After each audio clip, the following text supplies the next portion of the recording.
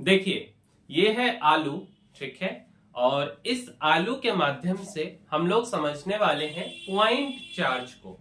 अब बोलोगे यार कि पॉइंट चार्ज क्यों समझना है, तो कूलम्स लॉ हम लोगों को पढ़ना है और कूलम्स लॉ एप्लीकेबल है पॉइंट चार्जेस के लिए। मींस कि कूलम्स लॉ अगर कहीं लगता है इस दुनिया में तो पॉइंट चार्ज पर लगता है। इसीलिए हमको क्या समझना है, पॉइंट चार्ज समझना है। तो यार मान लो ना कि इस आलू के ऊपर अपने मन से हम 1 कूलम्ब चार्ज दे दिए। कितना? 1 कूलम्ब। इस आलू पर भी 1 कूलम्ब चार्ज दे दिए, ठीक है। 1 कूलम्ब में नंबर ऑफ इलेक्ट्रॉन कितना होता है, तो 6 इंटू 10⁻18 इलेक्ट्रॉन होता है। ये बात हम पहले आपको बता चुके, ठीक है, अभी भी बता रहे हैं। तो अब हम लोगों का गोल क्या है, इस आलू को पटना में रख देते हैं और इसको हम दिल्ली में रख देते हैं। दोनों के बीच का दूरी अगर हम आपसे पूछें तो आप बोलोगे कि भैया इस दोनों के बीच का दूरी लगभग 1000 किलोमीटर है। कितना? 1000 किलोमीटर, ठीक है। तो इसके साइज के तुलना में इसका दूरी कितना हुआ, तो इसके साइज के तुलना में इसका जो दूरी है ये बहुत ज्यादा हुआ, मल्टीपल टाइम्स हो गया, मतलब 1000 गुना से भी ज्यादा हो गया, है ना। तो हम मानेंगे कि ये जो आलू है ये बहुत छोटा है, पिद्दी सा आलू है, एक पॉइंट के बराबर है अपने दूसरे वाले साथी, दूसरे वाले आलू के बीच के दूरी के मुकाबले, ठीक है। इतना बात समझ आया।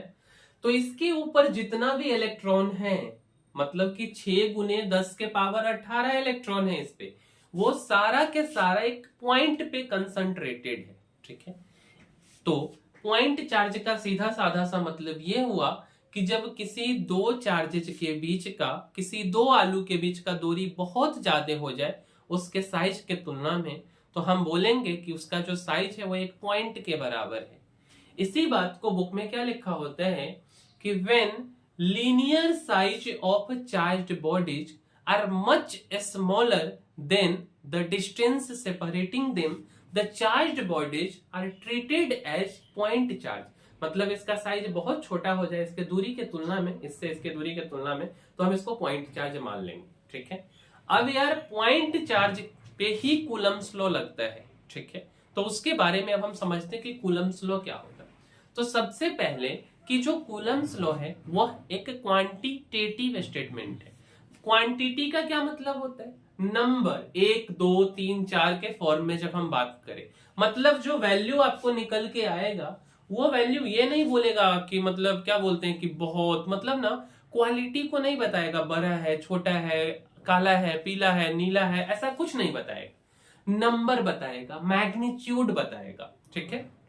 और लगेगा कहां, तो पॉइंट चार्ज पे लगेगा। इसी बात को सबसे पहले आप देख रहे होंगे हमारे बोर्ड पे लिखा हुआ है कि Coulomb's law is a quantitative statement, ठीक है, एंड एक्ट कहां पे, तो पॉइंट चार्ज पे एक्ट करता है, ठीक है। तो इसी बात को हम क्या लिखें कि Coulomb's law is a quantitative statement, ठीक है, about the force between 2 point charges.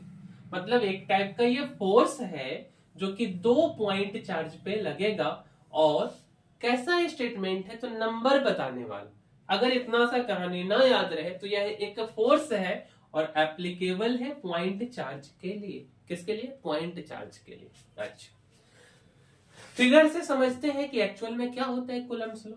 मान लो यार कि ये आलू को हम यहां डाल देते हैं, इस आलू को हम यहां डाल देते हैं, ठीक है। इस आलू का नाम है Q1, या इस पे चार्ज है Q1 और इस पे चार्ज है Q2, ठीक है। दोनों के बीच का दूरी है R, ठीक। अच्छा, तो ना इस वाले आलू पे ये आलू इधर की तरफ फोर्स लगाएगा और इस आलू पे ये वाला आलू इधर की तरफ फोर्स लगाएगा। ये आलू पे ये आलू बोलता है भागो यहां से, इस आलू को ये आलू बोलता है उधर जाओ, तुम अपने तरफ जाओ, ठीक है। इस बात को हम ऐसे समझते हैं कि मान लो ना कि दो लड़का है, ठीक है, लाइक नेचर का है, तो वहां पे जो प्यार का संभावना है वह काफी कम है, नफरत का संभावना बहुत ज्यादा है। इस बात को हम ऐसे बोलते हैं कि रिपल्सन का संभावना है ना। अगर वो एक लड़का है और एक लड़की है तो यहाँ पे नफरत का संभावना बहुत ही कम है, प्यार का संभावना ज्यादा है, मतलब अट्रैक्शन का संभावना है। तो एक होता है रिपल्सिव नेचर, एक होता है अट्रैक्टिव नेचर। तो जब चार्ज लाइक हो, सिमिलर नेचर का चार्ज हो, ठीक है, जैसे कि यहाँ पे प्लस प्लस दोनों आलू है, सेम नेचर का है, तो क्या होगा कि जो फोर्स लगेगा वो रिपल्सिव फोर्स लगेगा। कैसा लगेगा? रिपल्सिव फोर्स, ठीक है। क्या लगेगा? रिपल्सिव लगेगा। और हम क्या करते हैं यार, एक आलू और एक प्याज मान लेते हैं इसको, ठीक है। अभी यार प्याज लाना हम भूल गए थे, तो ये है आलू और ये है प्याज, ठीक है। तो एक आलू और एक प्याज, तो ये मिलके क्या करेगा? सब्जी बना देगा, ठीक है। वैसे ही अगर हम एक लड़का और एक लड़की का बात कर ले, तो यहाँ पे क्या हो जाएगा? अट्रैक्शन हो जाएगा। अट्रैक्शन का मतलब क्या हुआ? जो फोर्स है वो अट्रैक्टिव नेचर का है। कैसा फोर्स है? अट्रैक्टिव नेचर का फोर्स है, ठीक है, अट्रैक्टिव नेचर। तो ये फोर्स इधर लगा, इस फोर्स का क्या नाम है? तो भाई मेरे इसी फोर्स का नाम है कूलम्बिक फोर्स। क्या नाम है? कूलम्बिक फोर्स या इलेक्ट्रोस्टैटिक फोर्स। क्या? Electrostatic force. अच्छा, एग्जाम में इसका डेफिनेशन भी आता ना, तो डेफिनेशन सबसे पहले जो इतना तक पढ़े इसको लिखते हैं कि जो फोर्स है ये डायरेक्टली प्रोपोर्शनल है Q1 Q2 के, मतलब ये Q1 और ये Q2 के डायरेक्टली प्रोपोर्शनल है फोर्स, ठीक है। अच्छा, और इनवर्सली प्रोपोर्शनल है डिस्टेंस के स्क्वायर के। इस बात को आप ऐसे समझिए कि ये हमारे पास एक स्केल है और एक आलू हम यहां रख दिए और एक यहां रख दिए, और इसके ऊपर मान लेते कि 1 कूलम्ब चार्ज है, इस आलू के ऊपर भी 1 कूलम्ब का चार्ज है, ठीक है। तो चार्ज का मल्टीप्लाई हो जाएगा Q1 और Q2 का, 1 coulomb into 1 coulomb 1 coulomb square हो जाएगा, और डिस्टेंस 2 मीटर मान लेते, तो क्या होगा? डिस्टेंस से डिवाइड हो जाएगा, डिस्टेंस के स्क्वायर से, मतलब 2 मीटर अगर दूरी है तो 4 से डिवाइड होगा। इसी बात को बोले कि जो डिस्टेंस का स्क्वायर है उसका इनवर्सली प्रोपोर्शनल है। तो F directly proportional Q1 Q2, ठीक है, और इनवर्सली प्रोपोर्शनल हो गया R स्क्वायर, है ना, या 1/R स्क्वायर बोल दीजिए। जब दोनों बात को कंबाइन करेंगे तो F directly proportional Q1 Q2 upon R square, ठीक है। इसी बात को हम क्या लिखते हैं कि the electrostatic force of attraction, the electrostatic force of attraction मतलब कि यहाँ पे अट्रैक्शन और रिपल्सन ये डायरेक्टली प्रोपोर्शनल है product of charges and inversely proportional है to the square of distance between charges. मतलब कि अगर जो फोर्स है वो क्या है? अट्रैक्टिव है या रिपल्सिव है, जो चार्ज है उसका directly proportional means Q1 Q2 का मल्टीप्लाई हो जाएगा, और जो डिस्टेंस है उसका क्या हो जाएगा? स्क्वायर से डिवाइड हो जाएगा, ठीक है।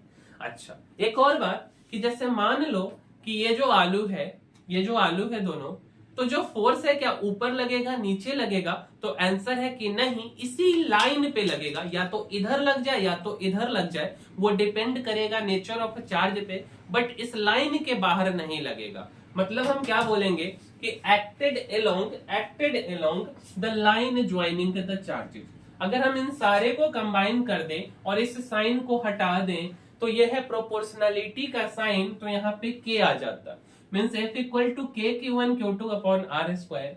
K का वैल्यू होता है 1/4πε0, प्रोपोर्शनलिटी कांस्टेंट इसको बोलते हैं, जिसका मैथमेटिकल मतलब होता है 9 × 10⁹ न्यूटन मीटर स्क्वायर पर कूलम स्क्वायर, ठीक है। मान लो कि R है 2 मीटर और Q1 हम लिए थे 1 कूलम, एक आलू पे चार्ज, दूसरे आलू पे चार्ज भी हम ले लेते 1 कूलम, और आपसे पूछते कि फोर्स कितना आएगा, तो आप क्या लिखोगे? तो आप लिखोगे 9 × 10⁹ न्यूटन मीटर स्क्वायर पर कूलम स्क्वायर इंटू 1 कूलम और नीचे में 4 मीटर स्क्वायर, 2 का स्क्वायर, मीटर स्क्वायर से मीटर स्क्वायर, कूलम से कूलम गया, तो फोर्स इक्वल टू कितना बच गया? 9 × 10⁹ न्यूटन। क्या यह बताया है कि फोर्स काला लग रहा है, पीला, नीला? ऐसा कुछ नहीं बताया, क्वालिटी तो नहीं बताया, नंबर का फॉर्मेट बता दिया। इसीलिए लिखा गया है कि जो कूलम्स लॉ है ये एक क्वांटिटेटिव स्टेटमेंट है, ठीक है। क्या है? Quantitative statement. तो यार मिलते हैं अगले वीडियो में, तब तक के लिए धन्यवाद।